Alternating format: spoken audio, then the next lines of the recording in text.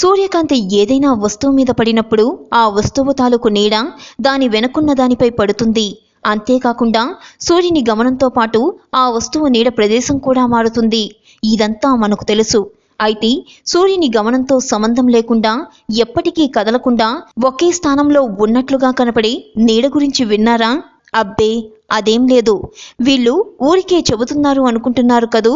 నేను చెప్తుంది నిజమండి. పానగలులోని ఛాయా సోమేశ్వర ఆలయంలో ఇలాంటి నీడ ఉంది.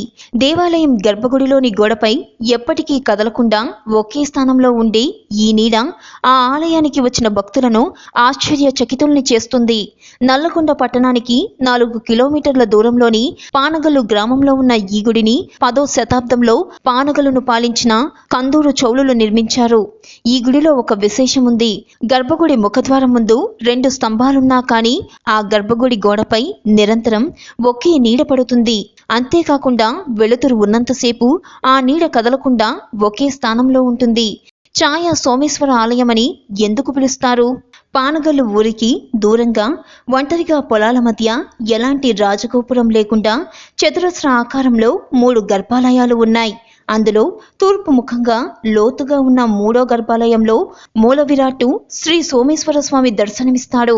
నిరంతరం నీడతో కప్పబడి ఉన్నందున స్వామిని ఛాయ సోమేశ్వరుడు అంటారు.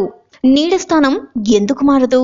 ఛాయ సోమేశ్వరుని ఆలయంలో శివలింగంపై పడిన నీడ ఎప్పుడూ స్థిరంగానే ఉంటుంది. అది ఎక్కడి నుంచి పడుతుందో కూడా ఎవరికీ తెలియదు. సూర్యుని గమనంలో మార్పు ఆ నీడను మార్చదు. ఆ నీడ ఎలా పడుతుంది, ఎందుకు అది వెలుతురులో ఉన్నంత వరకు తన స్థానాన్ని మార్చుకోదు అనేది 10 శతాబ్దాల పైబడి ఎవరికీ అంతుచిక్కని రహస్యం. ఛాయ మిస్టరీ వీడనది.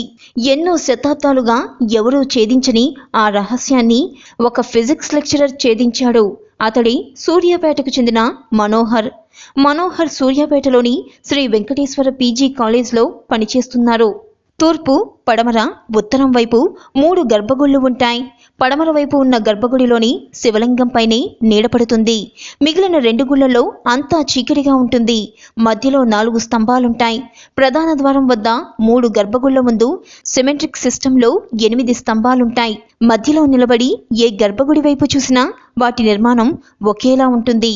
ఇదే నమూనాలో ధర్మాకోల్తో గుళ్లను, కొవ్వొత్తులను స్తంభాలుగా ఉపయోగించి ఆలయాన్ని రూపొందించాడు మనోహర్. చీకటి గదిలో టార్చ్ లైట్ ను సూర్యునిగా ఉపయోగిస్తూ ఎన్నో ప్రయోగాలు చేశాడు. అలా ఎన్నో రాత్రులు చీకటిలో గడిపి విజయాన్ని సాధించాడు.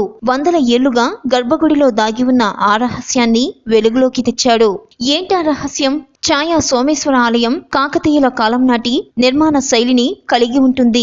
ఆ కాలంలోని భౌతిక శాస్త్రం ఆధారంగా కాంతిని దారి మళ్లించి ఒక నీడని గర్భగుడిలో పడేలా చేయడం చూసి ఆశ్చర్యపోయిన మనోహర్ తమ కనుగొన్న విషయాన్ని అందరికీ తెలియజేశాడు. ఈ ఛాయా సోమేశ్వర ఆలయాన్ని పరిక్షేపణ కాంతి ఆధారంగా నిర్మించారట. అలాగే ఆ శివలింగంపై పడే నీడ కూడా ఒకే స్తంభానికి సంబంధించినది కాదట. 2 వైపుల నుంచి వచ్చిన కాంతి 4 స్తంభాలపై పడి పరిక్షేపణం చెందుతుందట.